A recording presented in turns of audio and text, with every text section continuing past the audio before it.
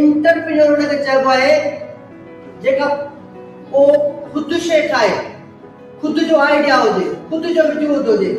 तव्हां हिकिड़ो मिसाल ॾियां इंटरप्रेन्योर जो। अगरि जंहिंमें इंटरप्रेन्योर जो सलाही कोन ऐं चवंदो त उहो सभिनी शयुनि खां वधीक आहे। इंटरप्रेन्योर उनखे चइबो आहे त फॉर सपोज आउं जेकॾहिं हिकिड़ी जॻह ते हिकिड़े स्पॉट ते छाई खपाइण जो ठेलो हणां थो त केरु मूंखां छाई वठण अचे थो 100 रुपया किलो दाणो आहे छाईअ जो।